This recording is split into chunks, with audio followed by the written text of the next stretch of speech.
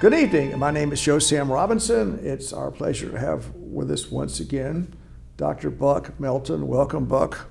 Glad to be here. Now, I know it's your custom to just throw a pearl of wisdom in front of our viewers. Is there anything that pops in your mind? Any pearls that are you'd like yes. to? I do have a pearl of wisdom for our audience. Beauty is only skin deep, but ugly goes clean to the bone. All right, I'll think about that. Did you make that up yourself, Buck? I did not. I just if you did it, don't. No, not mine. All right, okay. All right, on that note, well, we often get into rather erudite conversations, but it might be worth, as we consider our country, our nation, what we're up to here, thinking about the different phrases that epitomize different societies and their societal goals. And we might start with the French Revolution and liberty, equality, fraternity. So I think that's on the French coins, flags. It's a well-known. I'm not sure if it still is. It's certainly a big. They're sort of the marching order of the French civilization. In many ways, that's their ideal. And these words were hatched out after the old regime was tossed out in 1789. All these events took place. Napoleon came in there, but the words are still there, and as a rejection of the old regime. So it's kind of like we've had a revolution. These are our words, and they're not exactly. Maybe we could say why these words were so powerful in 1789. I'll start by bringing out fraternity, which presumably the lords and the king and the people that were excused from paying taxes and sort of lorded it over the peasants. Literally. They were. Yes. But fraternity would be something that they would not think of themselves as brothers. Mm-hmm. So thinking of yourself as a brother is a big deal if you have a very hardwired class system. Mm-hmm. And so that was a big change, was it not? Yes, the idea of what you might loosely call divine right, the idea that the top echelon of society had been placed by God in charge of this, and that everyone else was just along for the ride. It was socially very divisive. It was economically very divisive, politically divisive. But yet the idea of brotherhood, I mean, you can take this you can certainly take this all the way back to the early Christian era, probably before. But just for example, a few hundred years before the French Revolution, I think of Shakespeare's great St. Crispin's Day speech. He who sheds his blood with me shall be my brother. Right. Though he be ever so vile, this day will gentle his condition. So friars in the Catholic Church, the brothers, and the idea of the father. So it was like this great family, and that seemed to be a pretty powerful word. That if a peasant came up to the great lord and said we're brothers, it would be Lloyd would resist it, I think. So yes. That was quite an appropriate thing to put in there. Well, in the modern view, you've got nationalism on the one hand, or internationalism / globalism on the other. And nationalism is the old tribal view, and I don't mean to be disparaging when I say old, but it's just been forever that it's us versus them. If you are not like me, then you are a threat to me and to my tribe or to my clan of actual literal brothers or blood relations, and you're out for our land, our food, our resources. You're even out for our mates, so you're going to cut us out of the gene pool. So don't talk to me about being my brother. You're the enemy and nothing more. Whereas internationalism or globalism will say, look, we're all members of the same species. We live in the same overall world ecosystem. The ultimate problems are problems that we face as a species. And one of those problems that we face is killing each other over relatively, and I stress the word relatively, minor issues, and we have to learn to overcome that. So, and I think that brotherhood would embrace that concept as well. Well, I think that's a good comment. You could say the international, whatever the word, and you could have class war. You could have all kinds of wars, all kinds of divisions. They were not ethnic or gender divisions. You could do whatever, all kinds of, and the normal way, once again, back to the brain, the idea is the brain is for strong Darwinian reasons, is seeking out people that are not like you or I or whatever, our mates.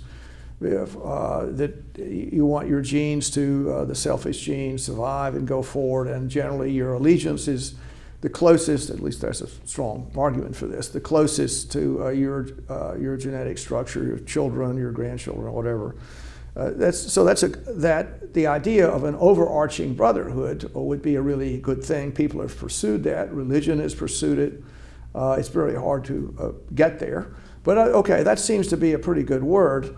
And then looking at the other words in the French triad there, we had equality and liberty were tossed in. Now, those words have some difficulty in connecting them. So I'll start out with saying equality. It didn't say before the law. It didn't say getting to the next life. It just said equality.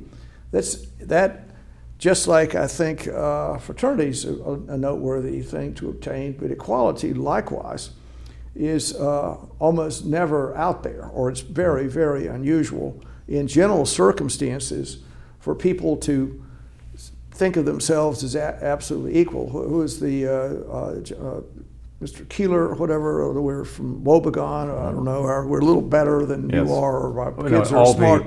All the women are smart, all the men are good looking, and all the children are above average. That's right. So yes. I mean, that's sort of the idea that people have. So just creating a totally equal system is, I think, it's very difficult to do in general because of the mammalian idea. Well, I want to be the big dog, or I want this, I want that, and that's so hardwired. It's very difficult to do much about it. You can have different things where things are equal. You can have equal votes. You can have equal whatever it is, maybe equal access to food. I mean, there are things that can be done, but getting absolute equality is different. And certainly in 1789, if you were the Lord, that was really an anathema to you, would it not be? To say that you're the same you're not the same because you've had the sunlight of the King and reflected God, if you want to say it that way, on your face. You have you're a higher person. I guess you'd imagine that for that reason.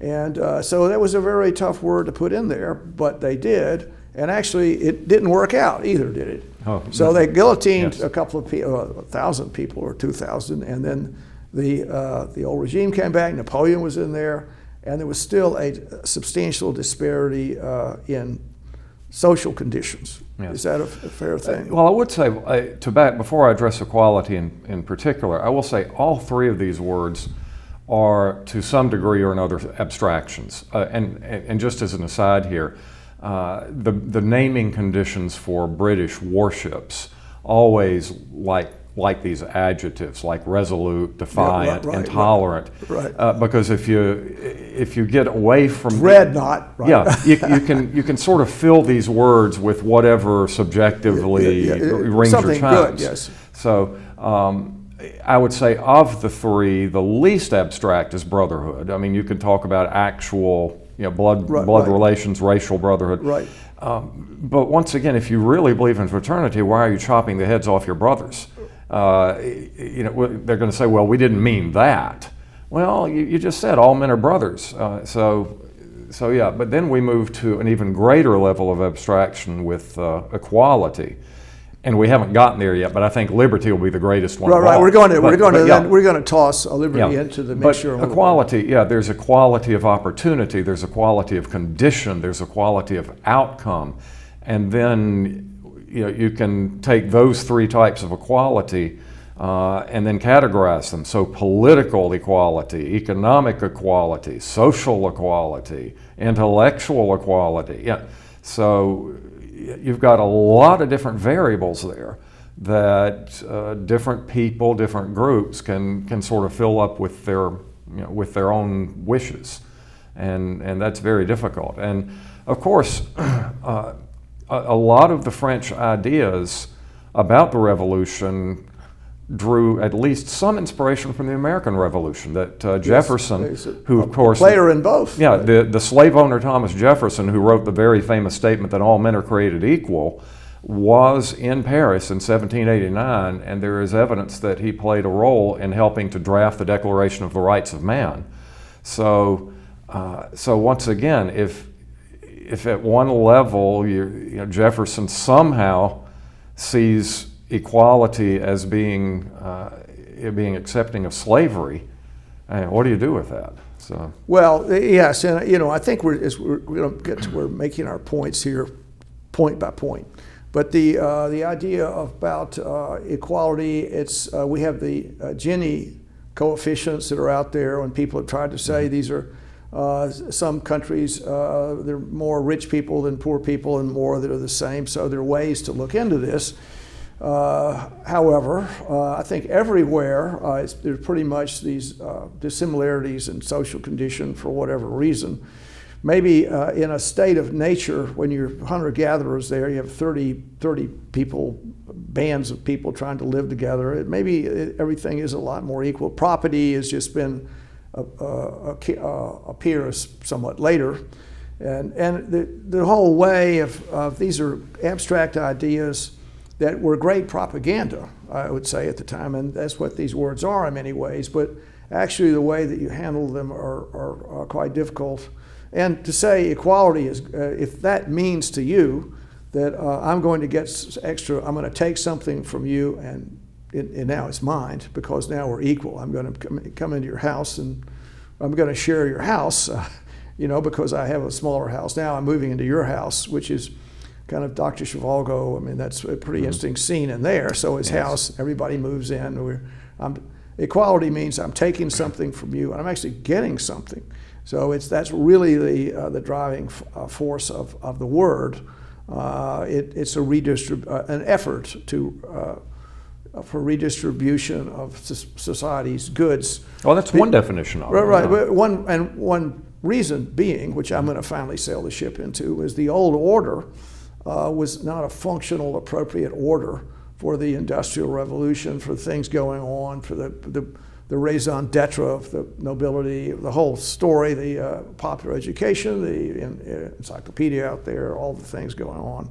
So, but these were words that were propaganda words that served their purpose and were far from reality, very far from reality. And then the great conflict is between liberty, which sounds like a good thing, how you throw liberty into the middle of all this, and you mix it up with equality. So presumably the two just don't go together. They do not. They absolutely don't belong together, but the word sounds good. I mean, if they're in the same framework, I suppose, just for the sake of argument, it might be possible to have economic liberty and political equality, but if you're in the same framework, say economic, you cannot have total economic liberty and total economic equality. The only way the words work is that if you're an aggrieved member of the French world, you're a peasant, okay, fraternity, that means the Lord and I are the same.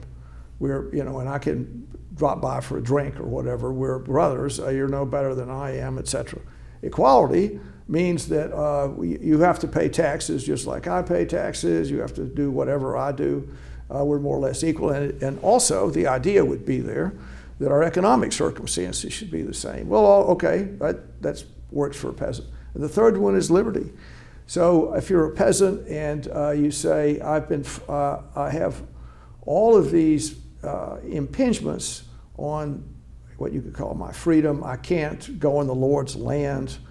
These oppressive laws are really just making me miserable.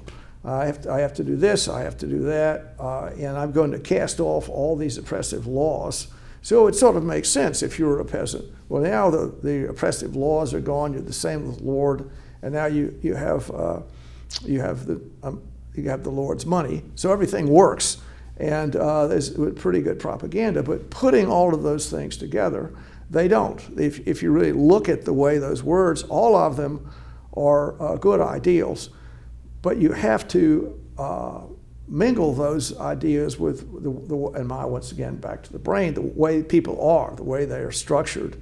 And so it's going to be hard to have everyone live together under those circumstances. It's just because of the contrary impact of our brain. They're going to fight and quarrel, and those are just non-enforceable thoughts. Yeah, and before we move on to America's triad here, do you have another comment on this? No, I think you're absolutely right. I would say that the immediate question that comes to mind for liberty is, are you talking about liberty from X, Y, and Z, or are you talking about liberty to X, Y, and Z? So I think the American concept of liberty would be liberty from excessive social governmental control. The whole idea of the frontier thesis, don't tell me how to live my life. Whereas increasingly, I think in the modern world, it's liberty to do this, liberty to do that, often with the help of government. Yes. Liberty to engage in certain behaviors, what have you. So, I mean, that's just the starting point. The whole word is out there, but to and from I think are good, and it's also restraint. So if all of your contrary desires are free to fulfill, I mean, you'll injure other people. So the idea is that we're not going to have any restraint there, but it sounds good. Yes. But if you parse the word out, it becomes very difficult. Libertas, I think in Latin, the deal is you can sail into be a libertine. All kinds of excesses are out there, are possible. So it's an attractive word. If one said you can just do whatever you want, then that everyone would sort of vote for that, and particularly if they feel like they've been, quote, oppressed.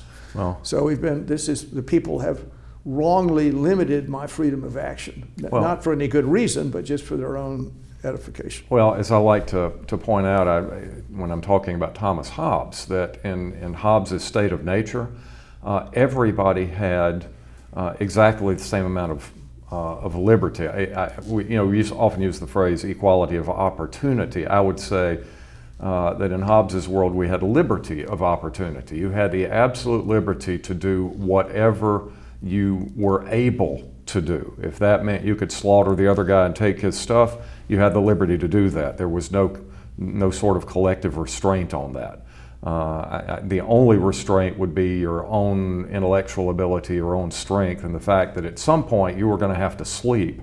And while you're sleeping, somebody weaker or less smart than you could dispatch you. So I will say, I don't know if you've been watching the Darrell Brooks trial the last week or two. Darrell Brooks was, last year in November, he was the one who drove his car through the Waukesha Christmas parade. Right. I've heard that. I've had a polite, I haven't watched it. Yeah, he killed 6 people, wounded about 80 others. Well, he represented himself at trial. That's always a bad idea. Well, I was watching it over the last week or so with just sick fascination. Because he was what was called a sovereign citizen, and the sovereign citizen movement is essentially, if you're talking about consent of the governed, I never gave consent to being governed, so I have total freedom. This court has no jurisdiction over me. Yes. But to see him say, I have this absolute constitutional right to say anything I want to the jury, and you can't stop me. And it just led to absolute chaos in the courtroom. I mean, most of this trial of 15 days was the judge telling him to sit down and shut up, and he wouldn't do it. So, this is where liberty leads us. That's right, and the Hobbesian story, and we'll move on to America. But the Hobbesian story was if you have all the liberty to do these things, you're going to sabotage equality.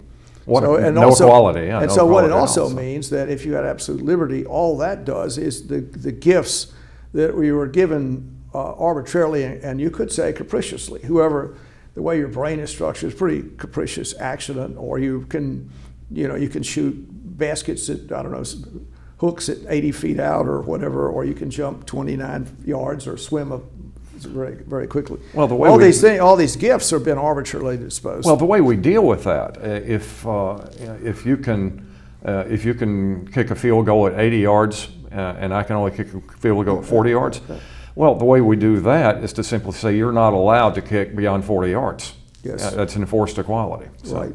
And of course, that just deprives the entire community of whatever value yes. Can be had from the extra 40 yards. Right, so right. we're all equally poor. Well, just to summarize where we are, and then move on to America, if we might, for our triad of words, is these words came with the revolution. There was an aggrieved class that the words appealed to, and they were somewhat irrationally put together. They were good propaganda words, but if you parse them out, they're in conflict with one another, etc. Mm-hmm. So I would say now, the three words that have appeared rather magically on the cusp of, I would say, a revolution of sorts, would be inclusion, diversity, and equity. Those three words match the French words, and so maybe we could sort of go through those in a similar fashion, starting with equity, whatever that is. You want to have a run at what equity means? Well, speaking as a lawyer and a legal historian, my notions of equity are going to be probably vastly different from whatever people are using it in society today. That courts of law, as they developed in England, and the royal courts and the common law, would have rules, and rules would apply, going back to our wonderful word égalité, equally, yes. that the rules apply equally in similar situations.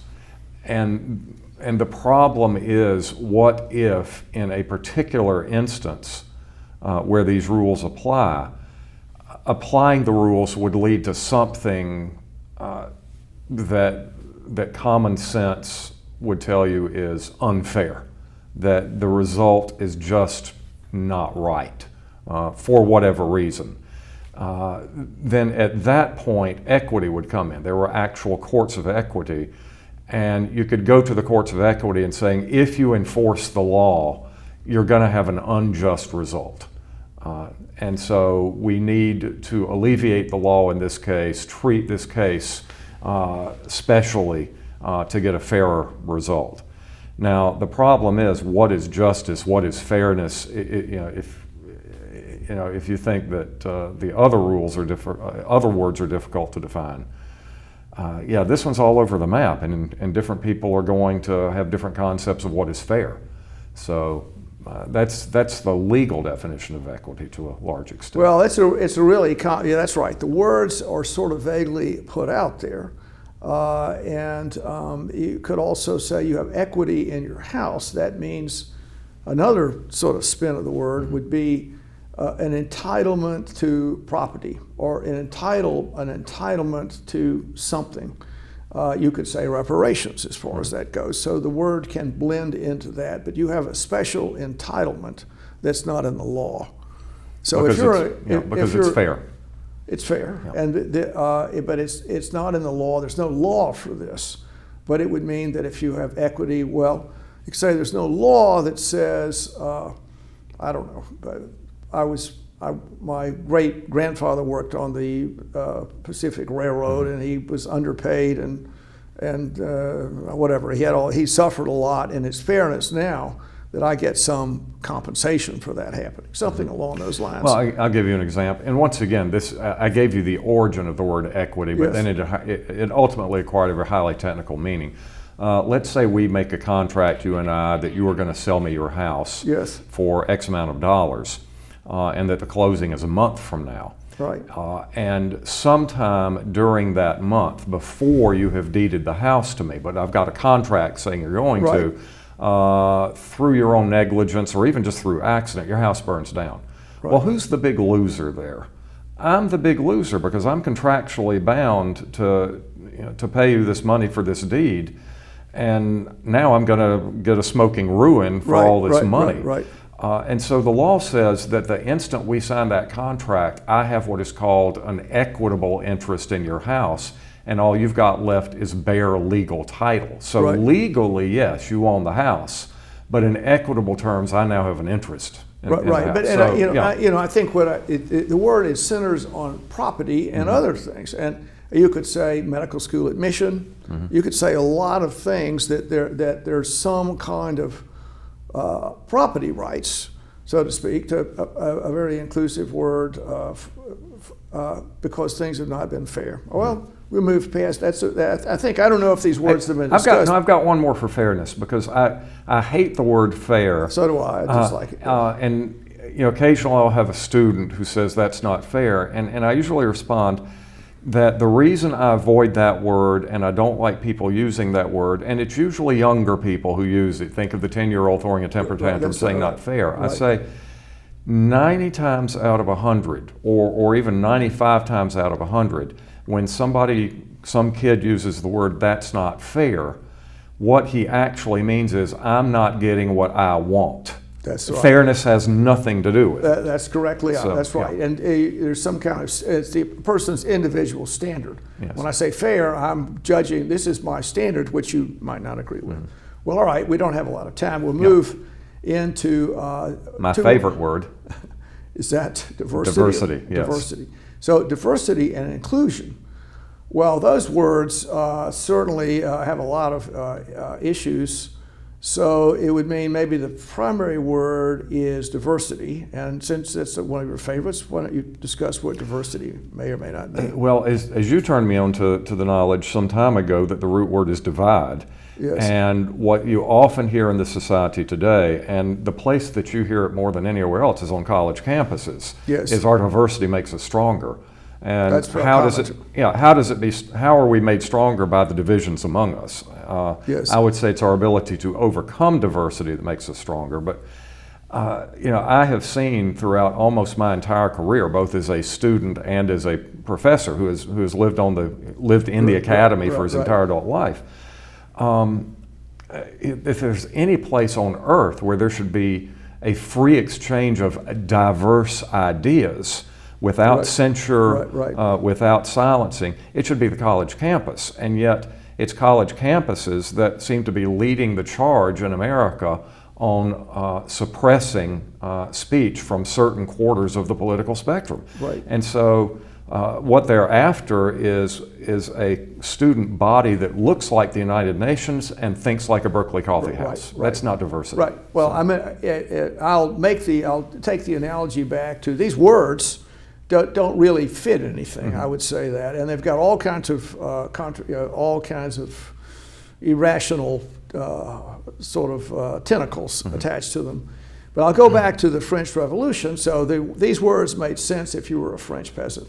It makes sense if you're not part of the the controlling Protestant group, European Protestant group that was dominated the country for a while. So if you say diversity, we want other people in there, not for any particular reason, but because we're just like a French peasant in a way. Not to say anything bad about people, but we're on the outside. We want to be on the inside, and that's the door that opens us to get in there.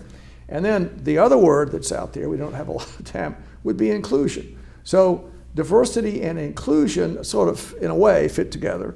So as does equity. So equity is things haven't been fair. That's sort of that property is, or part of it is mine, not because there's any law there, but that's the way I'm going to enforce my sense of fairness. Click.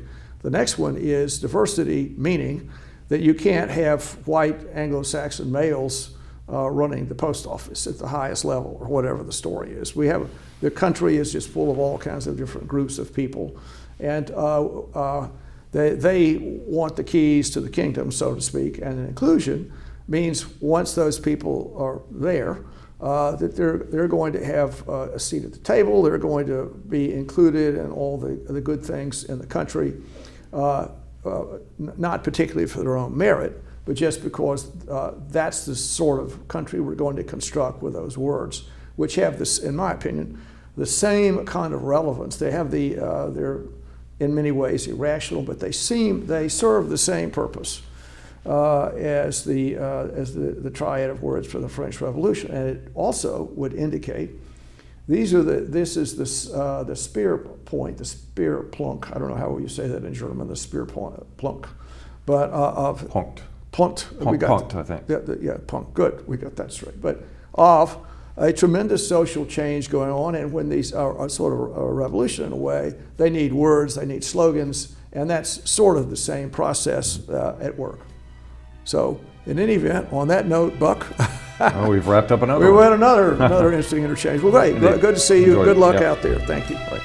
This program is brought to you by the Georgia Neurosurgical Institute. For over 50 years, rendering neurosurgical care to patients of all social conditions, treating complicated problems involving the brain, spine, spinal cord, and peripheral nerves, endeavoring to encourage quality care, medical research, innovation, and education on a local, national, and international basis.